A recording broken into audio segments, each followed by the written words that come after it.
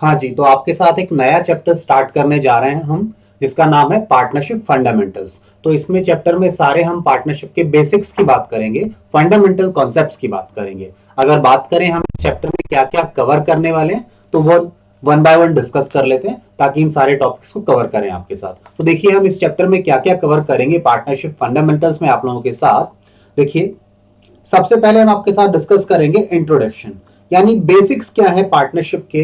इस पर आने से पहले हमें समझना होगा कि हम पार्टनरशिप ही बना क्यों रहे हैं, पार्टनरशिप अकाउंटिंग में आते क्यों। अकाउंटिंग की तो बाद में बात आएगी, सबसे पहले ये बात करेंगे कि एक बिजनेस पार्टनरशिप फर्म की तरह काम क्यों करता है। सोल प्रोप्राइटर को छोड़कर, जैसे हम क्लास 11th में करके आए सोल प्रोप्राइटर, वहां से हटकर हम पार्टनरशिप टाइप के बिजनेस में क्यों आए, इसके क्या फायदे हैं, ठीक है, उन सब चीजों पर बात करेंगे। तो एक बेसिक इंट्रोडक्शन होगा पार्टनरशिप का।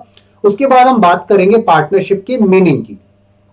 पार्टनरशिप की जब मीनिंग की बात करेंगे तो हम पार्टनरशिप एक्ट की बात करेंगे। पार्टनरशिप एक्ट है हमारा 1932, उसके अकॉर्डिंगली पार्टनरशिप का क्या मीनिंग है, उन्होंने डेफिनेशन दी है, उसे हम डिस्कस करेंगे आपके साथ। और डेफिनेशन काफी इंपॉर्टेंट है क्योंकि कई बार आपके एग्जाम में क्वेश्चन आ जाता है कि टेस्ट करना है कि एक पर्टिकुलर एक एक्टिविटी की जाती है, क्या वो पार्टनरशिप के अंडर में आती है या नहीं आती। तो वहां पर जब आप डेफिनेशन पता होगी पार्टनरशिप की, तो वो उसका आंसर करना आपके लिए इजी हो जाता है। तो इसलिए पार्टनरशिप की डेफिनेशन भी समझनी हमारे लिए जरूरी है। अगला हम कॉन्सेप्ट आपके साथ करेंगे, nature of partnership firm.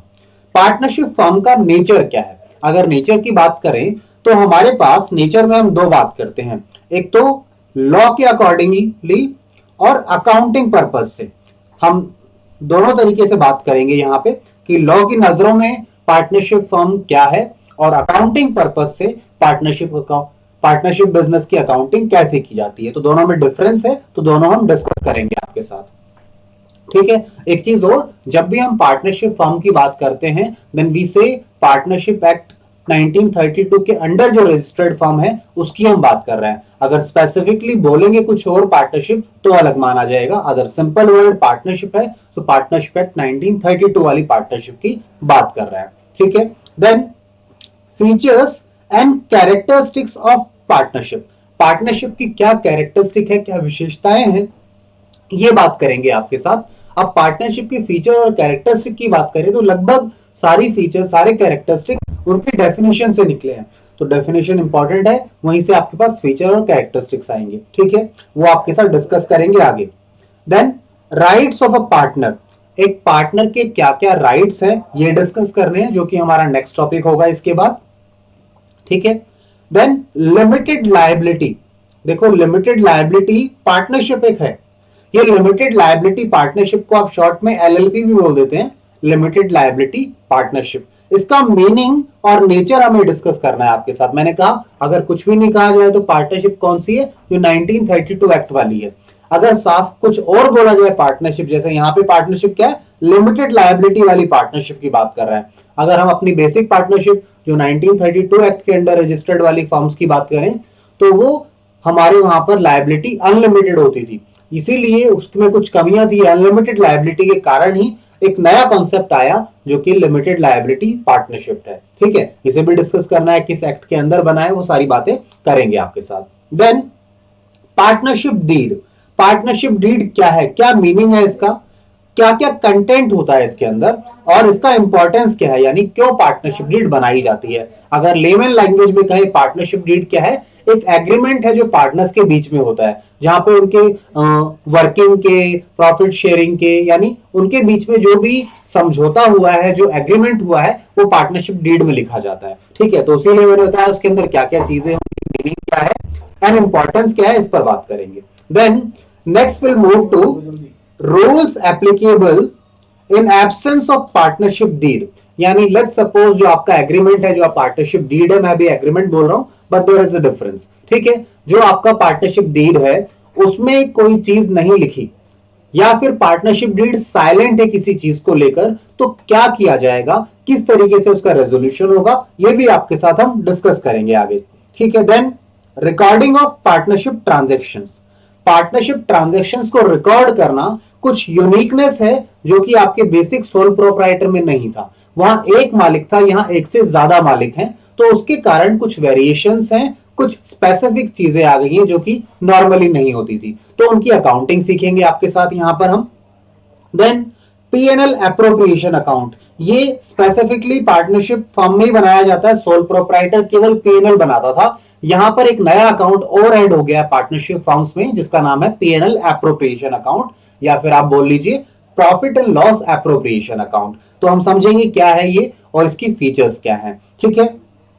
Then हमने इन दोनों पीएनएल और पीएनएल एप्रोप्रिएशन के बीच में डिस्टिंक्शन समझना है कि क्या डिफरेंस है इन दोनों अकाउंट में। पीएनएल आप क्लास 11 में सीखकर आ चुके हैं, पीएनएल एप्रोप्रिएशन अब बताएंगे, उसके बाद इन दोनों के डिफरेंसेस देखेंगे क्या डिफरेंस है इन दोनों में, ठीक है। देन हमारे पास एक डिफरेंस और है, distinction between charge against profit and appropriation of profit. ये भी मैंने अभी एप्रोप्रिएशन के बारे में ज्यादा बताया नहीं है आपको, बट मैं कह दूं शॉर्ट में, जो आपके पास चीजें हैं जिन्हें आप चार्ज अगेंस्ट प्रॉफिट मानते हैं वो चीजें जाती है पीएनएल में, और जिन चीजों को आप एप्रोप्रिएशन मानते हैं वो पीएनएल एप्रोप्रिएशन में जाती हैं। बस ज्यादा डिटेल नहीं दूंगा, ज्यादा डिटेल हम जब इसे कॉन्सेप्ट करेंगे उस समय बात करेंगे इसके बारे में। देन हम अगला करेंगे आपके साथ interest on capital.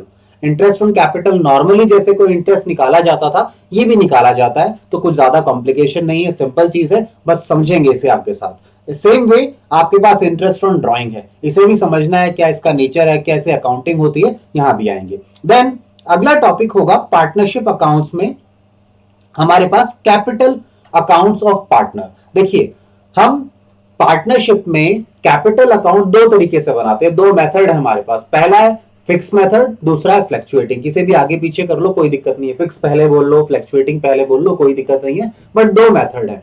Fix method कहता है आपकी कैपिटल रहेगी फिक्स, तो बाकी चीजें कहां जाएंगी, करंट अकाउंट में जाएंगी। यानी कि कैपिटल अकाउंट बनाने के पार्टनरशिप फर्म में दो तरीके हैं, या तो केवल कैपिटल अकाउंट बना लो या साथ में कैपिटल और करंट अकाउंट बनाओ। ये क्या है मैं आपको डिटेल में समझाऊंगा, अभी मैं ज्यादा आइडिया नहीं देना चाहता, बट इतना कहना चाहूंगा कि अगर क्वेश्चन कुछ नहीं कहे, या जैसे क्लास 11th की बात करो वहां पे आप मालिक का, ऑनर का एक ही अकाउंट बनाते जिसका नाम होता था कैपिटल अकाउंट, बट यहां पर हम एक नया तरीका भी लेकर आ रहे हैं जहां पे मालिक के दो अकाउंट बनेंगे जिनका नाम होगा एक कैपिटल अकाउंट और एक करंट अकाउंट। काफी केसेस में कब बनाना है वो डिस्कस करेंगे आपके साथ, बस ये ध्यान रखिएगा कि वहां पे कुछ नहीं कहता था, सीधा एक ही मेथड बनाते थे, और वहां वो जो मेथड यूज करता था, अगर मैं कहना चाहूं क्लास 11 तक आप ये मेथड करते थे, फ्लक्चुएटिंग मेथड। फ्लक्चुएटिंग मेथड में एक ही अकाउंट बनता है, कितने अकाउंट बनते हैं, एक।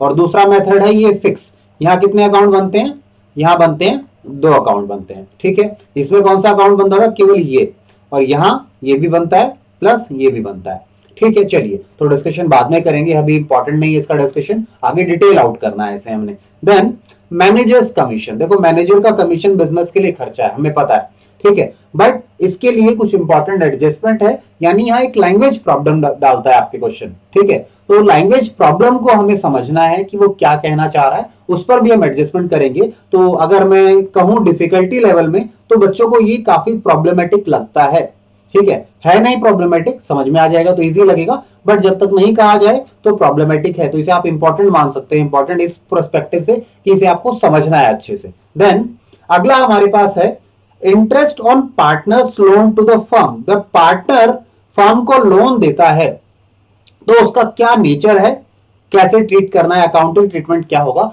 ये आपके साथ डिस्कस करेंगे। इसका अपोजिट हुआ यहां पर, तो पहले में तो क्या किया, पार्टनर ने फर्म को लोन दिया, और अगर फर्म से लोन लेता है पार्टनर तो क्या ट्रीटमेंट होगा, ये भी डिस्कस करेंगे, उसका नेचर और उसका अकाउंटिंग ट्रीटमेंट आपके साथ, ठीक है। देन नेक्स्ट हमारे पास टॉपिक जो होगा वो है rent paid to a partner. एक पार्टनर को फर्म रेंट पे करती है, लेट्स सपोज पार्टनर के कोई बिल्डिंग प्रीमाइसेस है जो बिजनेस यूज कर रहा है, उसके लिए रेंट देना है, तो उसका क्या नेचर है, किस तरीके से उसे ट्रीट किया जाएगा पार्टनरशिप बुक्स में, उसे हम डिस्कस करेंगे आपके साथ। ज्यादा मुश्किल नहीं है, सिंपल है। मैं ये पॉइंट्स इसलिए नहीं लिख रहा हूं क्योंकि मुश्किल है, जस्ट मुझे बताना है कि क्या क्या कंटेंट है आपका इस चैप्टर में, इसलिए लिखा जा रहा है। कोई भी पॉइंट मुश्किल नहीं है, इजी है, ठीक है।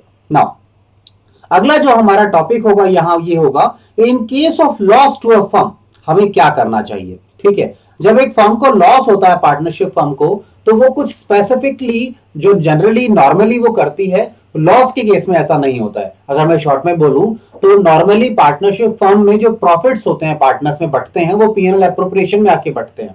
पार्टनर को सैलरी मिलती है, कमीशन मिलता है, इंटरेस्ट ऑन कैपिटल मिलता है, वो सब पीएनएल एप्रोप्रिएशन में दिया जाता है। बट क्योंकि लॉस हो गया, प्रॉफिट है ही नहीं, तो उस केस में हम क्या करते हैं, पीएनएल एप्रोप्रिएशन बनाते नहीं है। इसलिए तो जनरली ऐसा नहीं होता, लॉस के केस में हम पीएनएल एप्रोप्रिएशन नहीं बनाते। तो वो हम सीखेंगे आपके साथ कि कैसे करना है, बट डिटेल आउट करेंगे आगे टॉपिक पर आएंगे तब।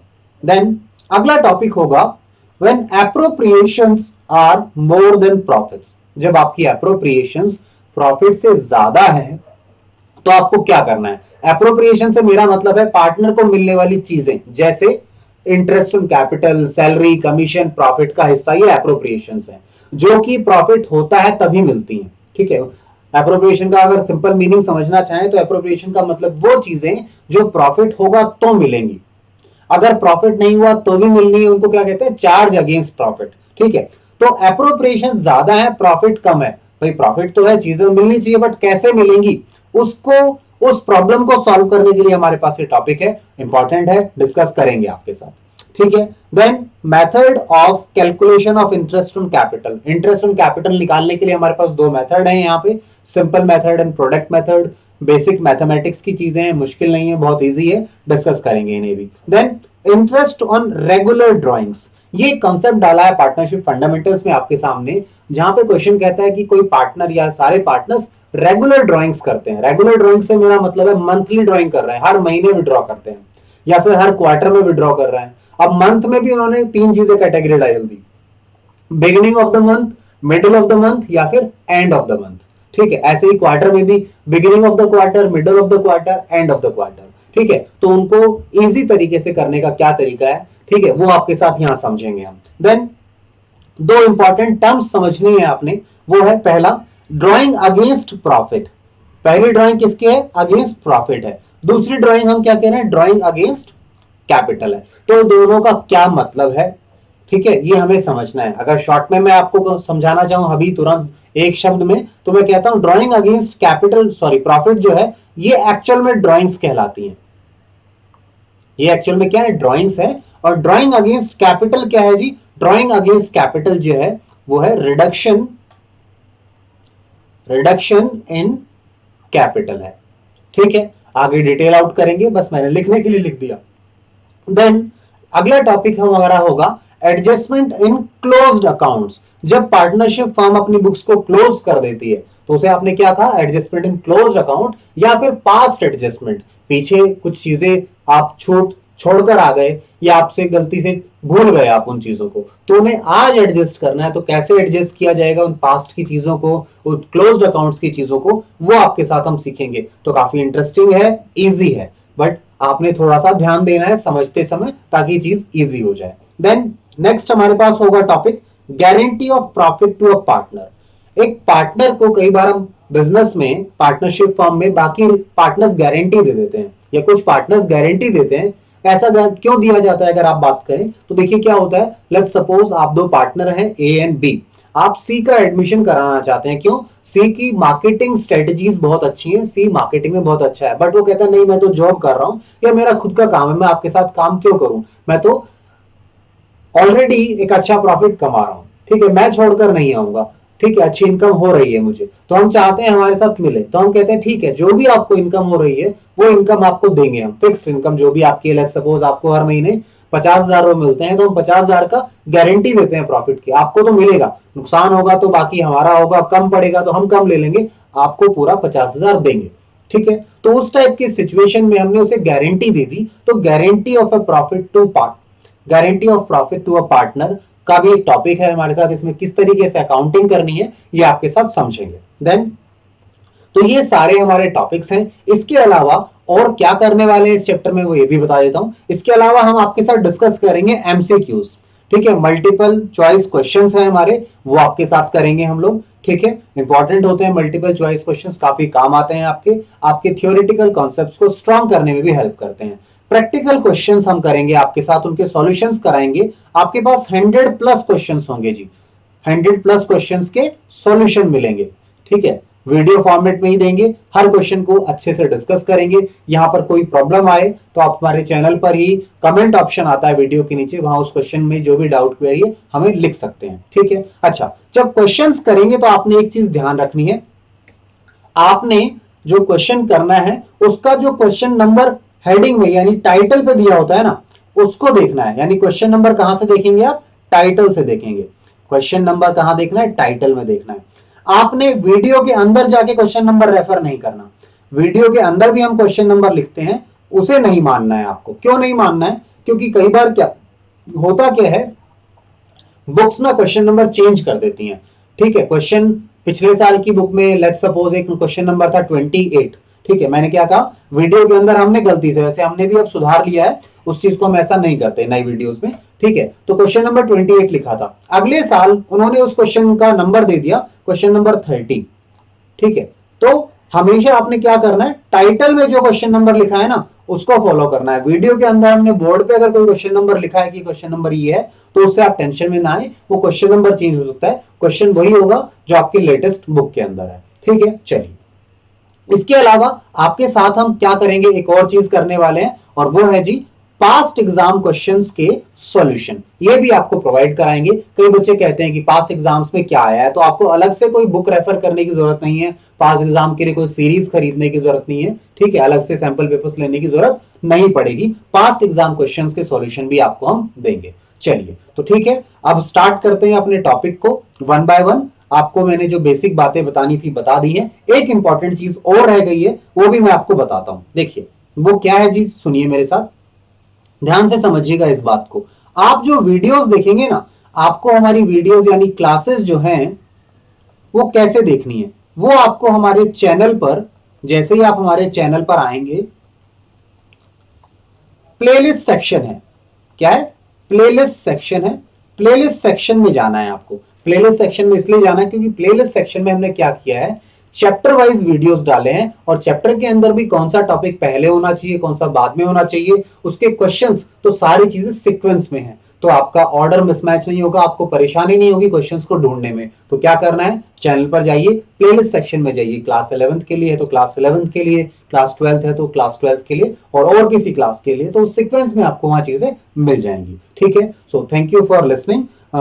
अगली बार हम स्टार्ट करेंगे अपने टॉपिक के साथ। तो हमारा टॉपिक जो होगा नेक्स्ट, सबसे पहले होगा इंट्रोडक्शन टू पार्टनरशिप हम करेंगे, और सो ऑन जो मैंने आपको लिस्ट दी है, प्रैक्टिकल क्वेश्चंस भी इन बिटवीन होंगे। बस आपको करना क्या है, मैंने इंपॉर्टेंट बात ये बताई है कि आपको प्लेलिस्ट से देखनी है सारी चीजें। चलिए, थैंक यू फॉर लिसनिंग।